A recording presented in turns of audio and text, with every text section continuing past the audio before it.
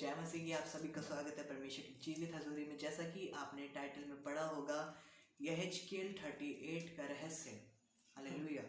जैसा कि आप देखेंगे कि अंत के समय में बहुत सारी घटनाएं होंगी। हाँ, बाइबल हमें बहुत सारी ऐसी चीज़ें बताती है, और जो यहूदी रब्बी हैं उनके द्वारा ऐसी कई भविष्यवाणी कही गई हैं जो अंत के समय में पूरी होगी। और यहेजकेल 38 में ऐसे ऐसे रहस्य हैं जो अगर हम ऐसे आम तौर पर पढ़ेंगे तो हमें समझ नहीं आता है। हालेलुया। जब तक पवित्र आत्मा आपको ना समझाए तब तक आपको वचन समझ नहीं आते। हाँ, अब आप देखेंगे यहेजकेल 38 एक ऐसा वर्ष है, एक ऐसी वर्ष है जहाँ पर अंत के समय यानी कि जो महाकलेश का यानी रैप्चर के बाद का समय, उठाए जाने के बाद का समय, और परमेश्वर के दूसरे या तीसरे आगमन से पहले का समय, यानी कि इन दोनों के बीच का समय। हालेलुया। बाइबल हमें बताती है कि ये आखिरी सप्ताह में से होगा। अगर मैंने आखिरी सप्ताह बोला तो इसका मतलब है डैनियल के 70 सप्ताह में से आखिरी सप्ताह। हालेलुया। यहेजकेल 38 और 39 में ऐसे ऐसे भेद छिपे हैं जो हमें अंत के समय की बातें बताते हैं। हालेलुया। एंटी क्राइस्ट के बारे में बताते हैं और उसकी योजना के बारे में बताते हैं। ऐसी बहुत सी टर्म हम इस वचन में जाने जा रहे हैं आज। हालेलुया। तो आप सभी का स्वागत है, और जितने भी भाई और बहन इस वीडियो को देख रहे हैं, परमेश्वर आप सभी को आशीषित करे, और इस वचन के पढ़े और सुने जाने के द्वारा आपके जीवन में इस वचन के फल आए। हालेलुया। अंधकार की शक्ति आपके जीवन से इस वचन के फल को चुराने ना पाए। तो आइए हम यहेजकेल 38 उसकी पहली वर्ष से पढ़ना स्टार्ट करेंगे। फिर यहोवा का यह वचन मेरे पास पहुंचा, है मनुष्य की संतान, अपना मुंह मगोग देश की ओर करके, जो रोश, मेशेक और तूबल का प्रधान है, उसके विरुद्ध भविष्यवाणी कर। सबसे पहले अगर हम देखें तो ये वचन यहेजकेल के पास पहुंचा। हालेलुया। परमेश्वर ने यहेजकेल से कहा, है मनुष्य की संतान, अपना मुंह मगोग देश के गोग की ओर कर। अगर आपने बाइबल की उत्पत्ति की बुक पढ़ी है तो आपको पता होगा कि मगोग जो था वो नूह का पोता था। हालेलुया। और एक ऐसी जाति मगोग के द्वारा पैदा हुई जो आज इस धरती पर हम पाते हैं, जो रशिया के आसपास के देशों में पाई जाती है। यानी कि जो मगोग जाति जो बसी थी वो मगोग देश में बसी थी। हालेलुया। और जो मगोग देश था वो रशिया के आसपास के इलाके थे। कि जैसा कि आप जानते हैं रशिया इस दुनिया का सबसे बड़ा देश है। फलस्तीन, मिस्र, अशूर, ये सारी संतानें हुई नूह के द्वारा। हालेलुया। लेकिन ऐसी क्या वजह थी कि परमेश्वर ने इन सब को एंटी क्राइस्ट के साथ भेजा, ना कि वो इजराइलों के साथ आए। यहाँ पे इसी के साथ हम पढ़ते हैं कि परमेश्वर मगोग के लिए कह रहे हैं, मगोग देश के गोग की ओर करके, जो रोश, मेशेक और तूबल का प्रधान है। रोश, मेशेक और तूबल मगोग के भाई हैं, जैसा कि हमने बाइबल में पढ़ा उत्पत्ति की बुक में। और वो कह रहे हैं कि गोग उनका प्रधान हुए। एक्चुअल में गोग है कौन? अगर हम इस रहस्य पर से पर्दा उठाए तो गोग और कोई नहीं है, वो एंटी क्राइस्ट के बारे में बाइबल हमें बताती है। और परमेश्वर कहते हैं तू उन लोगों का प्रधान हो जो अन्य जाति है।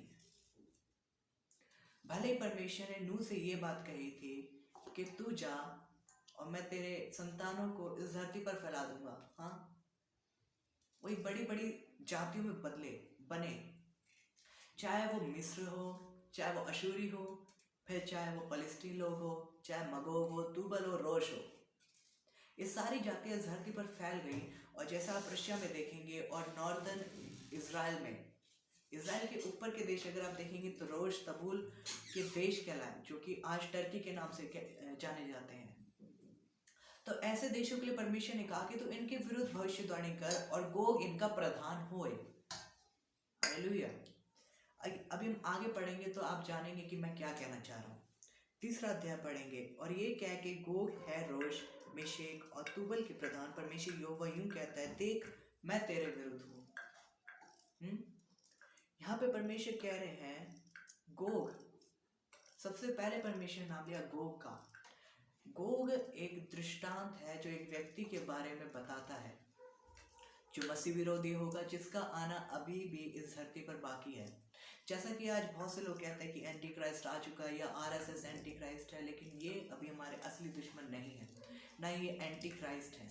ये भले मसीह का विरोध करते हैं लेकिन ये एंटी क्राइस्ट नहीं है, क्योंकि एंटी क्राइस्ट एक ऐसा व्यक्ति होगा जैसा हमने प्रकाशित वाक्य में पढ़ा है, क्योंकि उसके पास वो शक्तियां होंगी जो शैतान के पास आज है। जब कलीसिया उठा ली जाएगी उसके बाद शैतान अपने असली रूप में आएगा, यानी वो फिजिकल फॉर्म में आके इस धरती के ऊपर राज्य करेगा और इस धरती के पृथ्वी के लोगों के ऊपर प्रकट होगा। हाँ, और उसके बाद प्रकाशित वाक्य अगर आपने पढ़ा है तो वहाँ पे इस प्रकार लिखा है कि शैतान अपनी सारी शक्ति एंटी क्राइस्ट को देगा, यानी कि उसमें इस प्रकार लिखा है वो अपना मुकुट उतार के एंटी क्राइस्ट को देता है, यानी कि वो जो मुकुट एक दृष्टांत है उसकी सारी शक्तियों का, उसके अधिकारों का एंटी क्राइस्ट को देना। और एंटी क्राइस्ट जो मूर्तियां बनवाएगा अपनी, वो जीवित हो जाएंगी और जो लोग उसके विरुद्ध चलेंगे वो मारे जाएंगे, वो मूर्तियां उन्हें मार देंगी, उनमें जान आ जाएगी। ऐसी ऐसी शक्तियां एंटी क्राइस्ट के पास होंगी। इस पर हम किसी और दिन वीडियो बनाएंगे, लेकिन जैसा कि हम चौथे अध्याय में पाते हैं, मैं तुझे घुमा ले आऊंगा और तेरे जबड़ों में आंकड़े डालकर तुझे निकालूंगा और तेरी सारी सेना को भी, अर्थात घोड़ों और सवारों को, जो सब के सब कवच पहने हुए एक बड़ी भीड़ है, जो फरी और ढाल लिए हुए सब के सब तलवार चलाने वाले होंगे। अब आप देखेंगे कि परमेश्वर कह रहा है कि गोग के साथ एक ऐसी बड़ी भीड़ होगी, एक ऐसी बड़ी सेना होगी जो कवच पहने हुए, ढाल लिए हुए और सब के सब तलवार चलाने वाले। देखिए, जिस समय भविष्यवाणी हुई थी उस समय तलवार चलाना और जो कवच पहने जाते थे उस समय वो सबसे ज़्यादा हाई लेवल के सोल्जर्स को मिलते थे। अगर आप इसे आज के ज़माने में देखें तो आज के ज़माने में पूरी पूरी किट मिलती है सोल्जर्स को। हाँ, उनके हेलमेट्स होते हैं, उनके अलग अलग हथियार होते हैं, चाहे गन्स हो, चाहे तोपें हो, चाहे फ्लाइट्स, चाहे जेट हो। इसी प्रकार हम अगर मैं आपको बताऊं कि ये जो भविष्यवाणी हुई है बड़ी सेना की, ये परमेश्वर ने इसलिए कहलवाया कि जितनी जातियां, यानी कि तुबल के साथ, रोश के साथ, मगोग के साथ जितने नूह के वंश हुए वो सारे गोग के साथ मिले और गोग उनका प्रधान हो। इसका मतलब ये है कि जितने नूह के वंश से, आज अगर अब आप देखें, मैं किसी देश के ऊपर पर्टिकुलर वीडियो को नहीं बना रहा, मैं एक आपको बाइबल का आंकड़ा बता रहा हूँ कि एंटी क्राइस्ट उनका प्रधान होगा। और ये जो आप दृष्टांत में पा रहे हैं, मगोग, तबूल और आप कुश देश, जिसे हम आज इथियोपिया के नाम से जानते हैं, चाहे वो मिस्र देश हो, ये सारे ऐसे दृष्टांत हैं जो अन्य जाति हैं और जो परमेश्वर को नहीं मानते। महाकलेश के समय जो जो लोग परमेश्वर को नहीं मानेंगे, परमेश्वर कहता है तू उनका प्रधान हो जा, जैसा कि अगली आयत में लिखा है, और उनके संग कूश, फारस, पूत को, जो सब के सब ढाल लिए हुए और टोप लगाए होंगे। यानी ये सब के सब एक अच्छी तरह से तैयार हुए सोल्जर्स होंगे। हाँ, एक बड़ी सेना। 6वें अध्याय में, और गोमेर और उसके सारे दलों को और उत्तर दिशा के दूर दूर के देशों के तोर्गमा के घराने और उसके सारे दलों को निकालूंगा, तेरे संग बहुत से देशों के लोग होंगे। बहुत से देशों के लोग होंगे, लेकिन कुछ देशों के लोग नहीं भी होंगे, और वो जो देश होंगे वो परमेश्वर के देश होंगे। हालेलुया। वो देश होंगे परमेश्वर की चुनी हुई निज प्रजा के, इजराइल के देश। हालेलुया। क्योंकि उस समय में भी कुछ लोग चुने जाएंगे जो परमेश्वर की महिमा उस समय में भी करेंगे। हालेलुया। जैसा कि बाइबल हमें बताती है कि 1,44,000 लोग परमेश्वर इजराइल में से चुनेगा और वो उस समय उठा लिए जाएंगे। हालेलुया।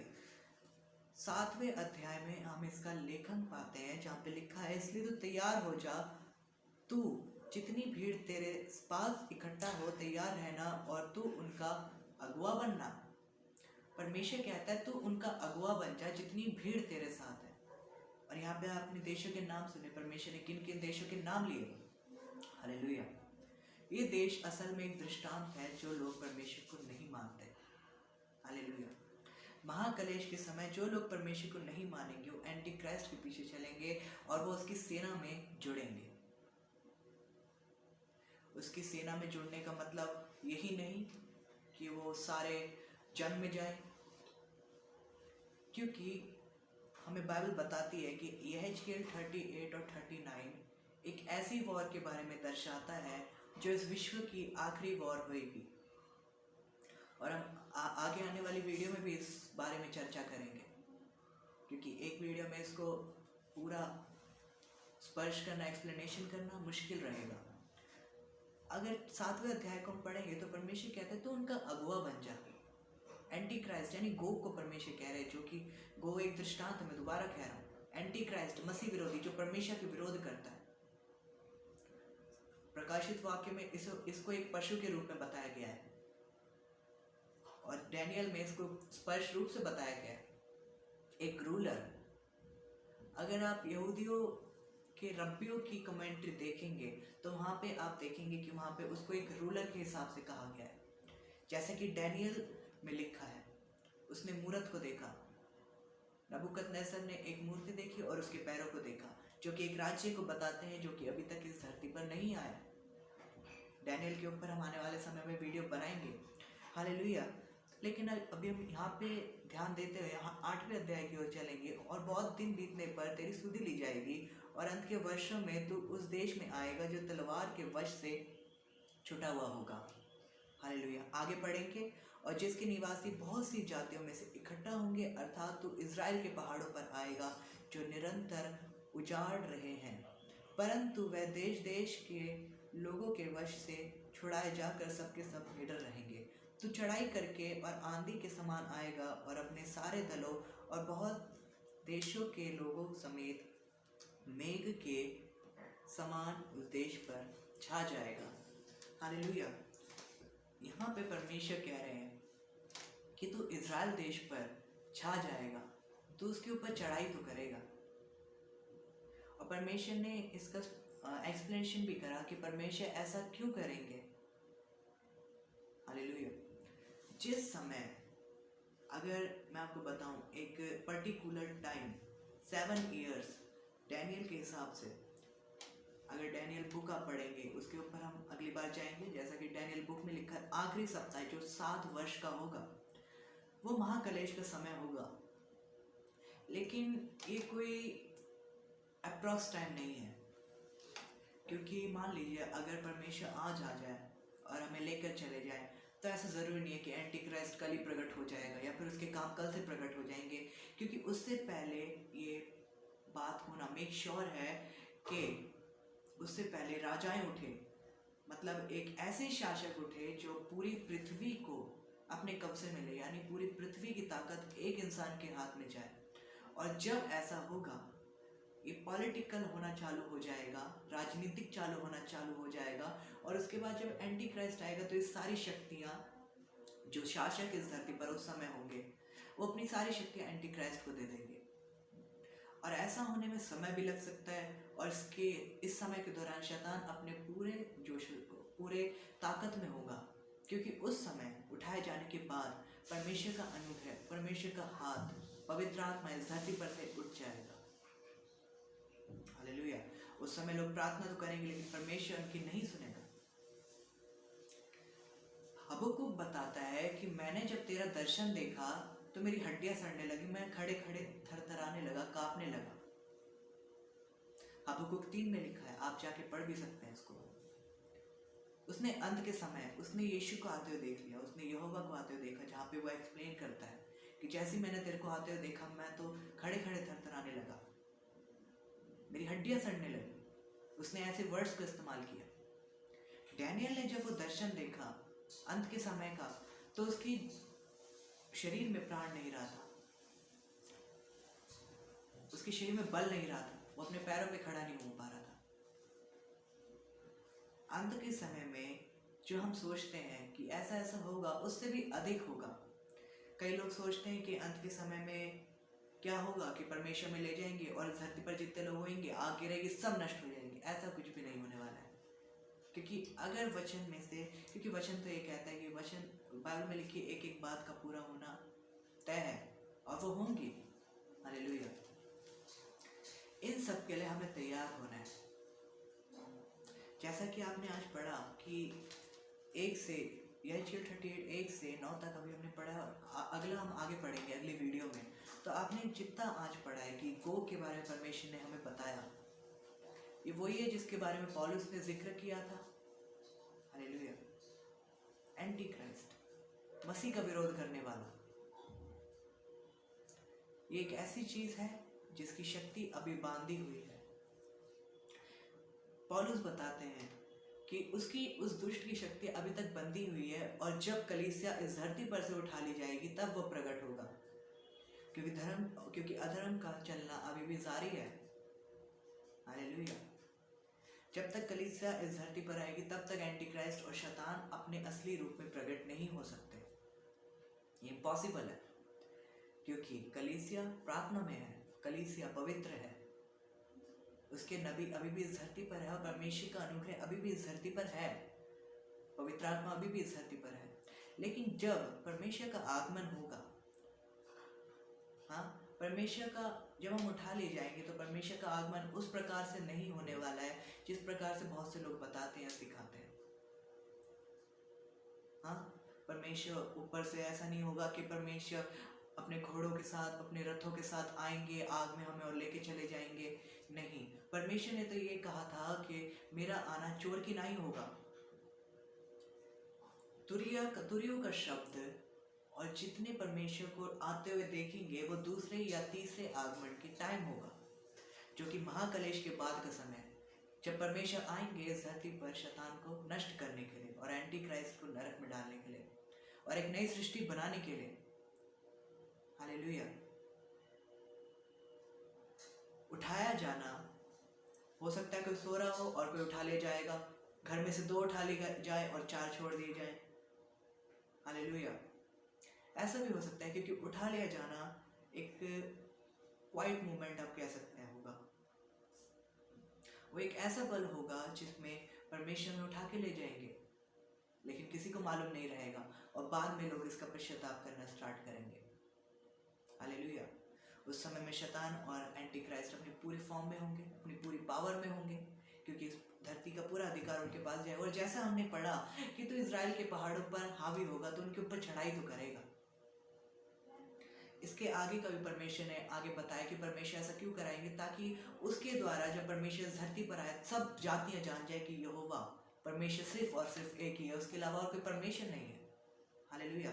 हम इस वीडियो को कंटिन्यू रखेंगे अगली बार, और जितने लोग इस वीडियो को सुन रहे हैं आप डिस्क्रिप्शन चेक कर सकते हैं, और अगर आप आत्मा में बढ़ना चाहते हैं तो आप डिस्क्रिप्शन चेक कर सकते हैं। अगर आप आत्मा की ग्रोथ चाहते हैं, आप हीलिंग चाहते हैं, तो रोज़ 8 बजे हमारी जूम पर प्रेयर होती है हीलिंग एंड डिलीवरेंस की। आप चाहे तो उसे ज्वाइन भी कर सकते हैं। और जितने लोग इस वीडियो को देख रहे हैं आप इस चैनल को सब्सक्राइब कर सकते हैं, ताकि आने वाली वीडियो का नोटिफिकेशन आप तक पहुंचता रहे। परमेश्वर आप सभी को बरकत दे इस वचन के सुने और पढ़े जाने पर आप सभी को आशीष हो। सबको जय मसीह की। हम मिलेंगे अगली वीडियो में।